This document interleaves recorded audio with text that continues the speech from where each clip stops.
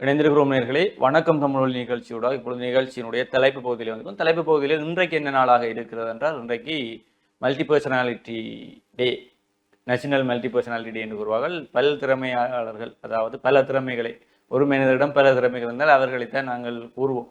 அப்படி இருக்கக்கூடியவர்களுக்குரிய நாளாகத்தான் இருக்கிறது. ஆனால் இன்றைய சமுதாயத்தில் அப்படியான மனிதர்கள் தான் உருவாக வேண்டும் இருக்கு. இரண்டாவது, இன்றைய சமுதாயம் ஏதாவது ஒரு துறையில் பயணித்தோம் என்றால் கொஞ்ச காலத்திலேயே காணாமல் போகக்கூடிய அளவிற்கு இன்றைய சமுதாயம் நெருக்கடியை எங்களுக்கு கொடுத்து கொடுக்கும்போது எல்லா துறையிலுமே எங்களை தயார்படுத்த வேண்டும். இதனால் பாடசாலைகளிலே ஒரு விருது ஒன்று கொடுப்பார்கள், இந்த பரிசளிப்பு விழாக்களிலே ஆல்ரவுண்டர் என்று ஒன்று கொடுப்பார்கள். எல்லா துறைகளிலுமே சாதிக்கக்கூடிய அதைத்தான் பல்கலைக்கழகங்களிலுமே கொடுப்பார்கள்.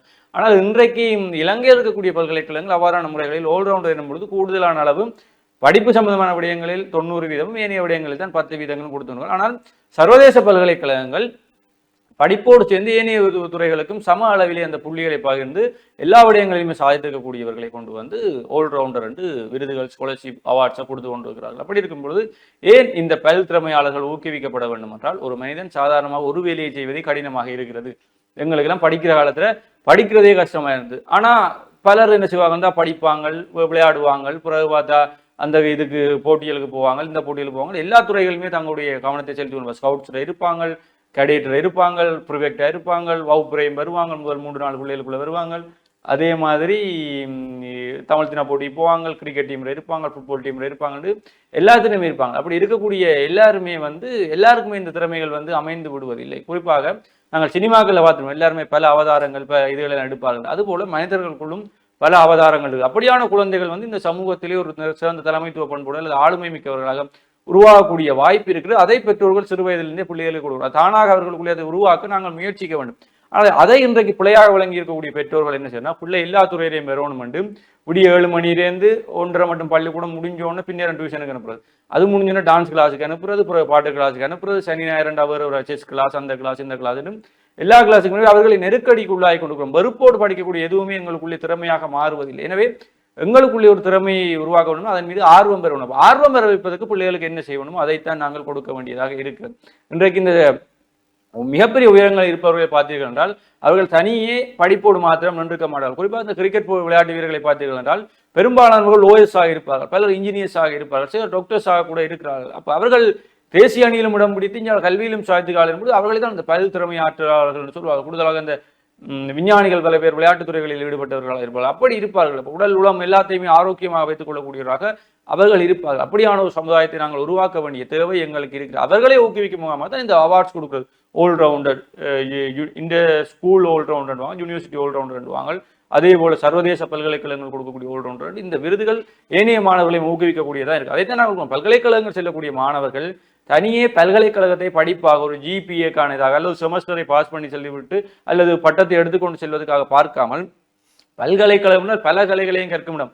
அங்க நீங்கள் உங்களுக்கு என்னென்னவற்றையெல்லாம் ஏற்றிக்கொள்ள முடியும், என்னென்னவற்றையெல்லாம் கற்றுக்கொள்ள முடியும், அவற்றையும் அனைத்தையுமே கற்றுக்கொள்ள வேண்டிய இடமாக பல்கலைக்கழகம் இருந்து கொண்டிருக்கு. எனவே பல்கலைக்கழகங்களுக்கு சென்று தனியே படிப்பு, செமஸ்டர், எக்ஸாம், வைவா அதுகளோடு நிறுத்திக் கொள்ளாமல் பல்கலைக்கழக விளையாட்டுகளில் ஈடுபடுங்கள், ஸ்போர்ட்ஸ் டீம்களில் போங்க, எல்லாத்திலையுமே ஈடுபடுங்க. அதே மாதிரி இன்டர் யூனிவர்சிட்டி, இன்டர் ஃபேக்கல்டி எல்லாத்திலையுமே பீடங்களுக்கு இடையிலான போட்டிகளாக இருக்கட்டும், பல்கலைக்கழகங்களுக்கு இடையான போட்டியாக இருக்கட்டும், இன்டர் யூனிவர்சிட்டி கேம், அதே போல மினி ஒலிம்பிக் என்று கூறக்கூடிய ஸ்ரீலங்கன் யூனிவர்சிட்டி கேம்ஸ் என்று 4 வருடங்களுக்கு ஒரு முறை நடக்கக்கூடிய அவற்றிலேயே பங்கு பெற்றுங்க. அவர்கள் அவங்களுக்கு இன்டர்வியூ, நேர்முக பரீட்சைகள், வேலை இல்லாட்டியும் இந்த அகாடமிக் ஜிபிஏ கடந்த அகாடமிக்கு போவார்கள், வெளியிற வரைக்கும் அந்த மார்க்ஸ்கள், அந்த புள்ளிகள், அந்த பாயிண்ட்ஸ் எல்லாம் எங்களுக்கு நேர்முக பரீட்சைகளிலே முன்னுரிமை கொடுக்கக்கூடியதாக இருக்கும். எனவே பல்கலைக்கழகங்களுக்கு எல்லாவற்றிலுமே ஈடுபட வேண்டிய ஹலர்ஸ் அவார்டு கொடுப்பார்கள், விளையாட்டுகளிலே சாதிக்கக்கூடியது. அதில் ஹலர்ஸ் ஹோல்டர்ஸ் என்றாலே அது வெளியே கம்பெனிஸுக்கு போயிட்டு அதுக்கு ஒரு தனி மார்க்ஸ் இருக்கும். ஹாஃப் கலர் ஹோல்டர்ஸ், அதே போல ஃபுல் கலர் எல்லாமே இருக்கும். அப்போ எல்லாத்திலையுமே நீங்கள் ஈடுபட வேண்டிய தேவையை பல்கலைக்கழகங்கள் வளர்த்துக் கொள்ளுங்கள் என்பதை தான் இந்த பல் திறமை ஆற்றுவதற்குரிய நாளில் இன்றைக்கு நாங்கள் கூறக்கூடியது. நிச்சயமாக இப்படி இருக்கின்ற பொழுது இந்த பல திறமை அப்படி என்று சொன்னாலே இருக்கக்கூடிய எல்லாருமே இந்த பாடசாலை காலங்கள்லயா இருக்கட்டும் அல்லது பல்கலைக்கழகங்கள்லயா இருக்கட்டும், இந்த பல திறமை இருப்பவர்களை எல்லாம் வியப்பாக பார்ப்பார்கள்.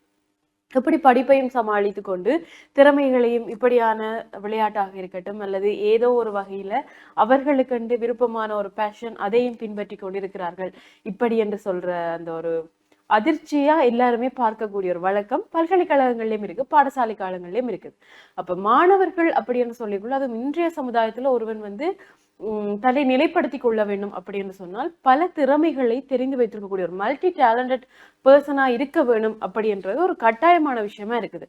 நாங்கள் ஏதாவது ஒரு துறையில் மாத்திரம் எங்களை வளர்த்து கொண்டிருந்தோம் என்று சொன்னால் அது சில வேளைகள்ல எங்களுடைய எதிர்காலம் பற்றிய ஒரு கேள்வியை உருவாக்கக்கூடியதா இருக்கும். அது படிப்பு சார்ந்ததா இருக்கட்டும் அல்லது விளையாட்டுத்துறையாகவும் இருக்கட்டும்.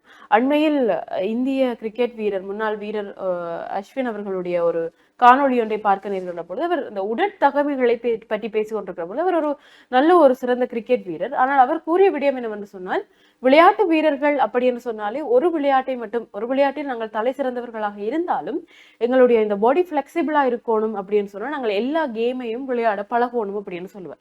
ஸோ ஒரு விளையாட்டோட மட்டுமே நின்று அதற்கு மட்டுமே எங்களுடைய உடற்தகமைகளை நாங்கள் வைத்திருக்க கூடாது. எல்லா விளையாட்டையும் பழகணும். அப்போ எல்லா விளையாட்டையும் பழகக்கூடிய ஒரு இடமாக எது இருக்கும் என்று சொன்னால் இந்த பாடசாலை காலங்கள் தான் இருக்க போறது. உண்மையில் இந்த வேலை சூழல் அப்படி என்ற ஒரு விடயத்துக்குள் வந்துவிட்டோம் என்று சொன்னால் அதுவும் இந்த மென்டலி ஒர்க் பண்றார்கள் உளம் சார்ந்த வேலைகளில் ஈடுபவர்கள் எல்லாமே வேலை முடிச்சோன்னு போய் அப்படியே ஒரு நிமிடம் நாங்கள் படுத்து நித்திரை கொள்ள வேண்டும் அப்படி என்பதுதான் இருக்கும். அதே போன்றுதான் உடல் உழைப்பை வழங்குபவர்களுக்கும் இந்த உடல் களைப்புகளாக இருக்கட்டும் சோர்வுகளாக இருக்கட்டும் மற்ற விடயங்களில் கவனம் செலுத்த உடல் சார்ந்த வேலைகளில் ஈடுபடுபவர்களுக்கு உடம்பு ஒரு பிளெக்சிபிளா இருந்தாலும் இந்த உள ரீதியான வேலைகளை வழங்குபவர்களுடைய உடல் வேலைக்கு போனதுல இருந்து போக போக உடம்பு வச்சுக்கொண்டே போகும் அப்படின்னு சொல்லுவார்கள். ஒரு இடத்துல இருந்து வேலை செய்ய போறேன்னு சொல்லிக்குள்ள சாப்பிட்டுட்டு வேலை இடத்துல போய் இருக்க போறோம், திருப்பி டீ பிரேக் லஞ்ச் பிரேக்குக்கு போயிட்டு திருப்பி அதே இடத்துல அமர போறோம் அப்படின்னக்குள்ள இந்த உடல் அப்படின்றதுக்குரிய பிளெக்சிபிலிட்டி போய் சாதாரணமா ஒரு படியேறி போனா கூட அதுவும் ஆஃபீஸ்ல எல்லாம் லிஃப்ட் இருக்குது அப்படின்னு சொன்னா சாதாரணமா ஒரு 4-5 படியேறினா கூட இழைக்கக்கூடியதாகவும் இந்த மசில்ஸ் எல்லாம் உருகக்கூடிய நிலைமைகள்லையும் இப்ப இந்த உள ரீதியான உழைப்பை வழங்குவவர்களுடைய நிலைமை இருந்து கொண்டிருக்கிறது. அப்ப இதுதான் எங்களுக்கு தெரிஞ்ச ஒரு விஷயத்த மட்டும் நாங்கள் இன்னும் வளர்த்து கொண்டு போகாமல் சில விஷயங்களை தெரிஞ்சு கொள்றது பிழை இல்லை. அப்ப இந்த மல்டி டேலண்டட் இயல்பாகவே பிறப்பிலேயே சிலர் மல்டி டேலண்டடா இருப்பாரு. உதாரணத்துக்கு எங்களுடைய நிகழ்ச்சி தொகுப்பாளரை அரியரனை போன்று சிலர் எல்லாம் பிறப்பிலேயே மல்டி டேலண்டடா இருப்பார்கள். இப்படியும் சிலர் இருப்பார்கள். இவர்களை எல்லாம் நாங்கள் பார்த்து என்னட்டு இவர்கள் இப்படி எல்லாம் இருக்கிறார்கள், எப்படி இவர்களால் நேரத்தை எல்லாம் சரியான முறையில அலோகேட் பண்ணப்படாது. அதுவும் குறிப்பாக நாங்கள் உதாரணங்களை பல இடங்களில் இருந்து பேச வேண்டாம், அரியரனை பற்றியே சொல்ல வேண்டும் சொன்னால் வேலைக்கும் நேரத்தை கொடுத்து கொண்டு தன்னுடைய எக்ஸ்ட்ரா கரிக்குலர் ஆக்டிவிட்டிஸ்ன்னு சொல்லக்கூடிய இந்த விவாதங்களாக இருக்கட்டும் பட்டிமன்றங்களாக இருக்கட்டும் இதற்கெல்லாம் எப்படி இவர்கள் நேரத்தை கொடுத்து கொண்டிருக்கிறார்கள். சில வேளைகளில் எல்லாம் இந்த பட்டிமன்றங்களில் இவர்களுடன் எங்களுடைய பட்டிமன்றத்தில் இருக்கக்கூடியவர்களுடன் சேர்ந்து பயணிக்கின்ற பொழுது ஒரு பட்டிமன்றம் முடிய அதுவும் இந்த தீபாவளி புது வருடம் அப்படின்னு சொன்னால் இவர்களை எல்லாம் கையிலே பிடிக்க முடியாது. அப்படி பல ப்ரோக்ராமை லிஸ்ட்ல வச்சுக்கொண்டு ஒன்று முடிய இன்னொன்று முடிய இன்னொன்று அங்க இருந்து பஸ் எடுத்து முல்லைத்தீவிற்கு போய் பட்டிமன்றம் செய்வார்கள், அங்கிருந்து திருப்பி யாழ்ப்பாணம் வருவதென்று ஒரு பிஸியாகவே இருப்பார்கள். இப்படி நேரங்களை சரியாக முகாமைத்துவம் செய்யக்கூடிய பண்பும் இந்த மல்டி டேலண்டட் பர்சன்ஸ் கிட்ட இருக்குது அப்படின்னு சொல்வார்கள். அதை விட இருக்கக்கூடிய பெரிய பிரச்சனையே என்ன அப்படின்னு சொன்னால் ஒரு மனிதன் மல்டி டேலண்டடா இருந்தும் பாடசாலை காலங்கள்லயும் பல்கலைக்கழகங்கள்லயும் மல்டி டேலண்டடா இருந்தும் அவனுக்கு அவனுடைய கரியர்ல சரியான வளர்ச்சி இல்லை. குறிப்பாக இந்த பல வேலையெல்லா பட்டதாரிகள் இருக்கிறார்கள். மல்டி டேலண்டடா இருந்தும் என்னால சரியான வேலைக்குள்ள போக முடியவில்லையே, என்னால சரியான முறையில உழைக்க முடியவில்லை என்ற வருத்தம் அவர்களை அந்த மல்டி டேலண்டட் அப்படி என்ற சந்தோஷத்தை விட மிகவும் வலி தரக்கூடியது இப்படியான ஒரு விடயங்களாக தான் இருக்கும். அதுவும் இந்த சமுதாயம் விளையாட்டு செஞ்சான் படிச்சான் இப்படி எல்லாம் இருந்தான் ஆனால் அவனால ஒன்றும் உழைக்க முடியலையே அப்படி என்று சொல்லிக்குள்ள அது தரக்கூடிய வேதனை இன்னும் அதிகமாக இருக்கும். அப்ப உங்களுக்கு இருக்கக்கூடிய திறமைகளை ஏதோ ஒன்றில் உங்களுக்கு ஒரு 5 திறமை இருக்குதுன்னு சொன்னா அதுல ஏதோ ஒன்றை இறுக்கமாக பற்றி கொள்ளுங்கள். அது நிச்சயமாக உங்களை வாழ்க்கையில் கொண்டு போய் முன்னேற்றம் அப்படி என்பதுதான் என்னுடைய கருத்தாக இருக்குது. ஹரிகரன் அப்படி சொல்லுங்கள், ஒரு மல்டி டேலண்டா உங்களை பற்றி சொல்லுங்க. நிச்சயமா நீங்கள் கூறிய போல நன்றி. ஆனா இப்படி என்ன இருந்தாலும் நாங்கள் ஏன் இப்படி எல்லாம் ஓடுறோம்னா ஒரு காதல்லாம் இதுக்கு காரணமா இருக்கு. அந்த துறையை நாங்கள் அவ்வளவு காதலிப்பது என்ற மற்றது பார்த்தா எங்களுக்கு மற்ற விடயங்களை நாங்கள் மற்ற விடயங்களை ஏனைய விடயங்களை சிந்திப்பது, நாங்கள் இங்கே போய் பண்ணணும் அங்கே போய் பண்ணணும் எல்லாம் தாண்டி எல்லாத்தையுமே ஒரு இடத்துல குவிக்கிறோம். இதுதான் தேவையான அந்த விடயங்களை குவிப்பது மூலம் மற்ற விடயங்களில் கவனம் சிதறாமல் இருக்கும் பொழுது இதன் மீது ஒரு வரி கொண்டு ஆர்வம் கொண்டு ஓடக்கூடியதாக இருக்கிறது. அதை தாண்டி இந்த பல்திறமை ஆற்றல்கள் அல்லது பல தகமைகள் உடையவர்களை இந்த சமூகம் ஒரு பைத்தியக்காரனாக பார்க்கிற நிலைமை இன்னும் மாறவில்லை. நாங்கள் எல்லா துறைகளும் சாதிக்கணும் இவன் ஒரு பைத்தியம் என்கிற ஒரு முடிவுக்கு இலகுவாக வந்து விடுகிறார். அது எங்களுக்கு சொன்னாலும் பைத்தியங்களாக இருப்பது கூட ஒரு சில இடங்களிலே நன்மையாகத்தான் இருக்கிறது. ஏன்னா அந்த பைத்தியங்கள்லாம் நல்லா வாழ்ந்து கொண்டு இருக்கிறார்கள். அப்போ நாங்களும் பைத்தியங்களாக இருந்து விட்டு போவதில் ஒரு பிரச்சனையும் இல்லை. அதை தாண்டி இந்த பல் திறமை ஆற்றல்கள் என்பது உண்மையிலேயே கார்த்தியானி கூறிய போல எனக்கு இது அது ஒரு வெறி மாதிரி. என்னால் முடியாதுன்னா அதை கட்டாயம் முடிச்சுட்டு தான் அடுத்த கட்டத்துக்கு போகணும்ன்ற ஒரு வெறி ஒன்று இருக்கு. இப்போ பாடசாலை காலங்களில் பெரிதாக விளையாட்டுகளில் ஈடுபட்டது இல்லை. ஆனால் பாடசாலை காலங்கள்லேருந்து எனக்கு ஏதாவது ஒரு விளையாடணும், பாடசாலை கிரிக்கெட் அணியில் ஒரு மாதிரி சேர்ந்தோம். அதே மாதிரி பல்கலைக்கழகங்களுக்கு வந்த பிறகு விளையாட்டு சாதிச்சவன். பல்கலைக்கழகம் நான் வரைக்கே எடுத்த முடிவு தனியாக படிப்போடு நின்று விடக்கூடாது. வந்து கராத்தே, மார்ஷியல் ஆர்ட்ஸ், தற்காப்பு கலைகளில் சேர்ந்தோம். அது பல்கலைக்கழகம் அணியிற இடம் பிடிச்சோம். அதே போல் மினி ஒலிம்பிக் கூடக்கூடிய சுலாக்லேயே பார்ட்டிசிபேட் பண்ணோம். இன்டர் யூனிவர்சிட்டி, இன்டர் ஃபேக்கல்ட்டி எல்லாத்துலேயுமே பார்ட்டிசிபேட் பண்ணோம். கலர்ஸ் அவார்ட் எடுத்தோம். அது ஒரு பக்கம். அதே மாதிரி inter university debate, speech, international debate எல்லாத்துலேயும் பார்ட்டிசிபேட்டோம். இப்போ ஃபேக்கல்ட்டி இருக்கக்கூடிய கான்ஃபரன்ஸுகள், ஒர்க் ஷாப்புகள் எல்லாமே அட்டென்ட் பண்ணோம். எல்லாம் செஞ்சு அது ஒரு எங்களுக்கு பல்கலைக்கழக காலங்களில் அது ஒரு சுவாரஸ்யமாக மாற்றி இருக்கக்கூடிய இருந்தது. அதை தாண்டி நேர்முக பரீட்சை என்று வேலை பல்கலைக்கழகத்தை முடிச்சு வெளியே வந்து நேர்முக பரீட்சை என்று வரும்பொழுதும் அவன் ஒரு ஹலர்ஸ் ஹோல்டர் என்னும்பொழுது அதுக்கு ஒரு தனி மரியாதை, தனி ஒரு பாயிண்ட் சொல்லிட்டு போடுறாங்க. அப்படி இந்த திறமைகள் எங்க ஒரு இடத்துல எங்களுக்கு இதை கொடுக்கக்கூடிய இருக்கும். அதுக்கு நீங்கள் கொடுக்கக்கூடிய நேரம், அதுக்கு நீங்கள் கொடுக்கக்கூடிய முக்கியத்துவம், அதன் மீது ஒரு வரி கொண்டு தெரிவது, இதெல்லாம் தான் உங்களுக்கு அதுக்கு சந்தோஷம். ஆனால் உண்மையிலே இப்படி இருக்கக்கூடிய பல் திறமையாற்றல் வந்து என்னன்னா தனிமையாக தான் இருப்பாங்க கூட.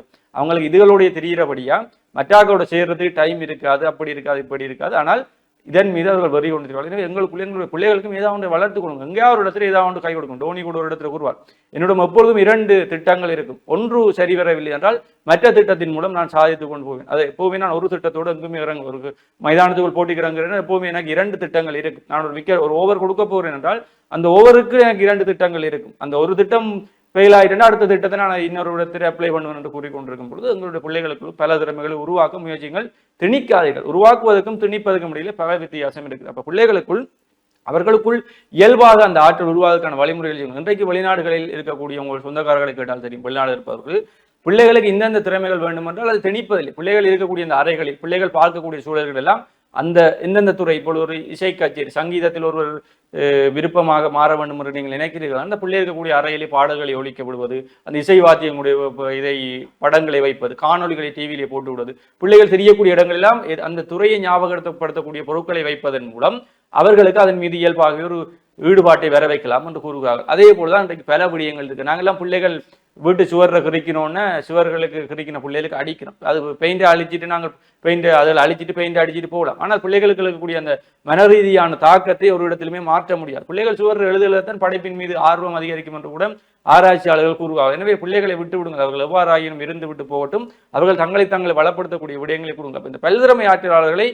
சமூகத்தில் உருவாக்க வேண்டிய பெரிய தேவை எங்கள் எல்லாருக்குமே இருக்கிற. தனியாக விளையாட போகாத படிப்பு போயிடும் என்று சொன்னால் படிச்சு இன்றைக்கு யூனிவர்சிட்டி போகும்போது கொலஸ்ட்ரால் சுவரோடு தெரியக்கூடிய பல மாணவர்களை நாங்கள் பார்த்துருக்கிறோம். எனவே சில மாணவர்கள் படிப்பிலும் அவரேஜாக இருப்பார்கள், விளையாட்டில் ஈடுபடுவாங்க, பல்கலைக்கழகங்கள் போவாங்க, அங்கேயே அவரேஜாக வெளியிற வரைக்கும் நீட்டாக டிப்டாப்பான பிசிக்கலாகவும் ஃபிட்டாக இருப்பாங்க, மென்டலாகவும் ஃபிட்டாக இருப்பாங்க, நல்ல ஒரு ஒர்க்கோட நல்லா இருப்பாங்க. ஆனால் இன்றைக்கு அங்கே கேம்பஸ்லையும் போய் திருப்பியும் அங்கேயே சாப்பிட்டு அங்கேயே படிப்போடு தனியாக இருக்கிற மாணவர்கள் பிசிக்கலாகவும் ஃபிட்டாக இருக்க மாட்டாங்க. அவர்களுக்கு வெளி உலகம் தெரியாதவர்களாக இருந்து கொண்டிருப்பார்கள். அப்ப நாங்கெல்லாம் பார்த்து நீங்கள் வாயை வச்சு சமாளிச்சிருக்கீங்கன்னா நாங்கள் வாயை வச்சு சமாளிக்கிறோம்னா எல்லாம் வாங்கின அடிய ஒரு இடத்த இந்த இப்படி ஒரு அடி வாங்கி இன்னொருத்த இப்படி கயக்கணும்னு நாங்கள் புரிஞ்சு கொண்டோம். அப்படி பல்திறமை ஆற்றலாளர்கள் உருவாக்க வேண்டிய தேவை இந்த சமூகத்திலே நிறையவே எங்களுக்கு இருக்கு. அது ஆண் பிள்ளைகளானதா இல்லை, பெண் பிள்ளைகளுக்கு தான் இது அதிகமாக தேவைப்படுது. என்றால் பெண் பிள்ளைகளுக்கு தான் இந்த சமூகத்தில் பிரச்சனை இருக்குது. எல்லா துறைகளும் தற்காப்பு கலைகளுக்கெல்லாம் பெண் பிள்ளைகளை அனுப்புங்கள் என்று கூறிக்கொண்டிருக்கார்கள். எனவே பெண் பிள்ளைகளை சிங்கப்பு பெண்களாக வளர்த்து விட்டால்தான் அந்த பிள்ளைகளும் இந்த சமூகத்தில் இருக்கக்கூடிய பிரச்சனைகளை சிங்க பெண்களாக வளர்த்தால் தான் சமூகத்தில் இருக்கக்கூடிய பிரச்சனைகளை தாங்கிக் கொள்ளக்கூடியவர்களாக இருப்பார்கள். எனவே